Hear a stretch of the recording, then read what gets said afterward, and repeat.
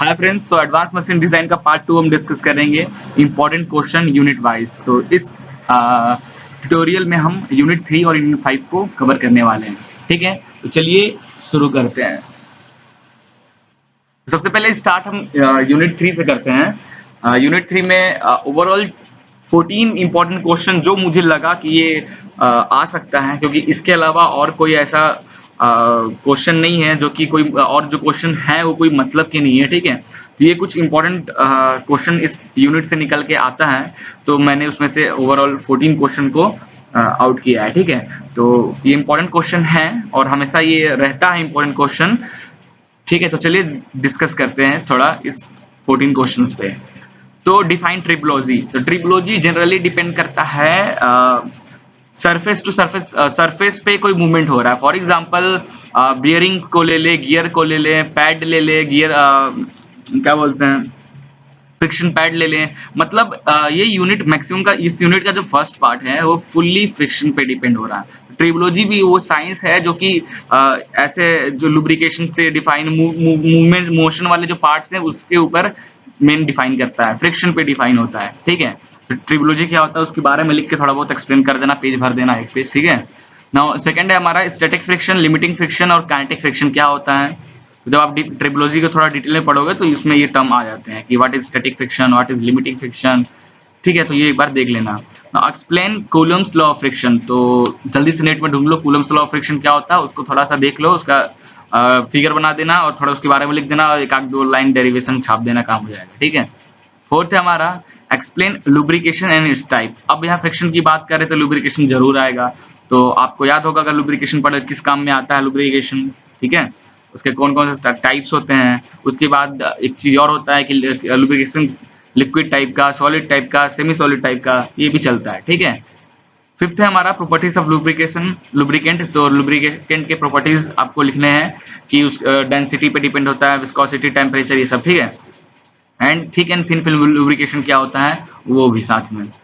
Clear. Six question है हमारा effect of temperature and pressure of viscosity of lubrication. तो temperature और pressure से क्या मतलब इफेक्ट आता है लुब्रिकेशन पे। फॉर एग्जांपल टेम्परेचर बढ़ेगा तो विस्कोसिटी कम होते जाता है, ऐसा कुछ। ठीक है, लिखना है आपको। सेवंथ है एक्सप्लेन सरफेस फिनिश। तो सरफेस फिनिश क्या होता है, आई थिंक फाइनल ईयर में आ गए हो अभी तक तो थोड़ा बहुत इतना एग्जाम में ही भले पढ़ रहे होगे, क्लियर इतना तो आप लिख सकते हो। ठीक है, रफनेस क्या होता है वो बताना है। Name various factor affecting surface roughness. तो ये थोड़ा सा पढ़ लेना, रफनेस क्या होता है और कौन कौन से फैक्टर जो अफेक्ट करते हैं हमारे सरफेस रफनेस को। ठीक है, एट्थ है हमारा discuss root mean square method and centre line average method use for evaluating the surface roughness.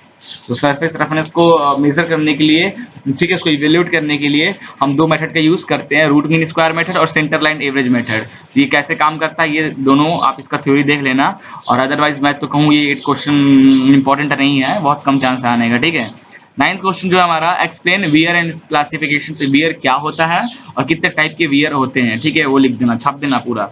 Also discuss why wear consideration are necessary in design. Okay, तो क्यों डिजाइन, जब आप design engineer, as a design engineer, तो आपको wear point पता होना चाहिए कि आपकी मटेरियल किस पॉइंट पे जाने के बाद टूट जाएगा, फेल हो जाएगा। ठीक है, तो डिजाइन में बहुत ज्यादा इसका रोल होता है वियर का, तो ये सब लिख देना। ठीक है, 10th क्वेश्चन है discuss abrasive and adhesive wear. क्या होता है abrasive wear and adhesive wear, ये भी आपको लिखना होगा। ठीक है, तो इसकी थ्योरी ढूंढो और छाप देना। ठीक है, 11th क्वेश्चन है फ्रेटिंग वियर क्या होता है, ढूंढो और छाप देना। ठीक है, 12th है हमारा factor that affect the wear. तो वियर को कौन कौन से फैक्टर है जो अफेक्ट करते हैं।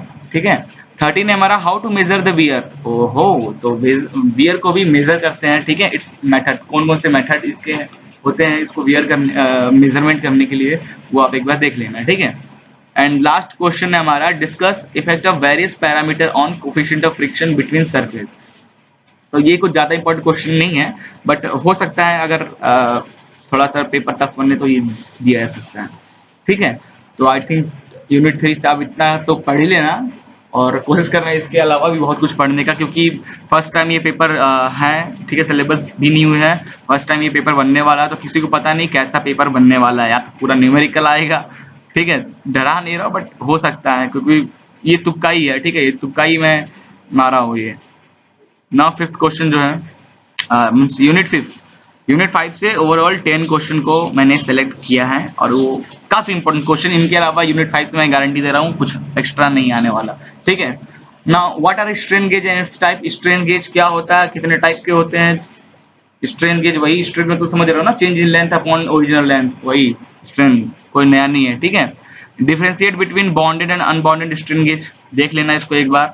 व्हाट इज गेज फैक्टर, क्या होता है, इसका डेरिवेशन है थोड़ा, तो आप बाकी यूट्यूबर्स भी पढ़ाएं इसको, गेज फैक्टर को कैसे, बहुत छोटा छोटा कुछ तो यूट्यूबर है जो कि 2-4 लाइन में खत्म कर दिया, ठीक है, तो एक बार देख लेना उसको। Null type and deflection type Wheatstone bridge, देख ही लेना एकदम अच्छे से, ठीक है। उसका डेरिवेशन पार्ट उतना ज्यादा मत जाओ, थ्योरी की कैसे वर्क करता है, उसकी वर्किंग क्या, किस प्रिंसिपल पे काम करता है, ये सब लिख देना है। स्ट्रेन गेज रोस्टेट्स क्या होते हैं ये भी आप एक बार देख लेना, बट इसका काम चांस कम है आने का, ठीक है। 6 क्वेश्चन जो हमारा, construction and working of potentiometer used for displacement measurement. Okay, तो वही स्ट्रेन मेजरमेंट की हो रहा है, ठीक है। तो पोटेंशियोमीटर का यूज कैसे होता है, वर्किंग कैसा है, प्रिंसिपल क्या है, छाप देना पूरा, ठीक है।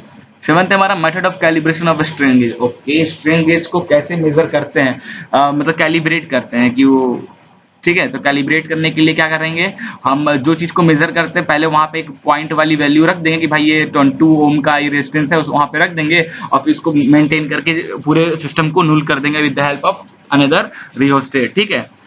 जब 0 हो जाएगा it means it will be calibrated. उसके बाद आप कोई अननोन रेजिस्टेंस वही प्लेस पे लगाओ और फिर उसका आप रेजिस्टेंस मेजर करो। तो ऐसे कैलिब्रेशन करते हैं, अलग अलग बहुत चीज होता है इसका, देख लेना एक बार। 8th हमारा working of load cell using strain gauge with diagram and derive.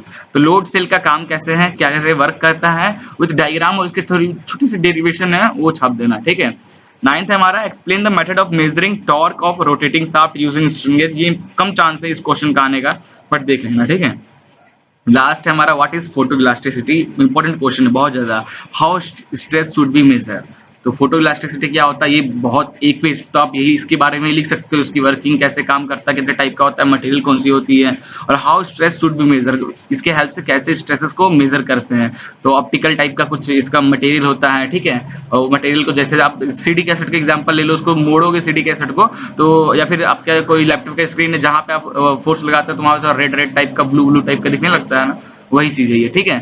तो देख लेना ये ओवरऑल 10 क्वेश्चन। तो एएमडी का फाइनली मैंने 5 यूनिट से इंपॉर्टेंट क्वेश्चन आपको बता दिया, ये तो देख ही लेना, ठीक है, क्योंकि नया पेपर है तो मैं गारंटी नहीं दे रहा हूँ कि क्वेश्चन फंसने ही वाला है, बट ऐसी बात नहीं है, 50% क्वेश्चन तो आपका फंसेगा ही फंसेगा इसमें से, और 50% का मैं गारंटी नहीं ले रहा हूँ क्योंकि नया सिलेबस है इसका, कोई अभी तक ऐसा पेपर भी नहीं बना कि उससे देखकर हम कुछ 5-6 साल का पेपर का रिसर्च करके बता सके, ठीक है। तो ये मेरे एक्सपीरियंस के थ्रू मैं बता रहा हूँ इंपॉर्टेंट क्वेश्चन, ये पूरा यूनिट 1 से यूनिट 5 तक मैंने आपको दिया।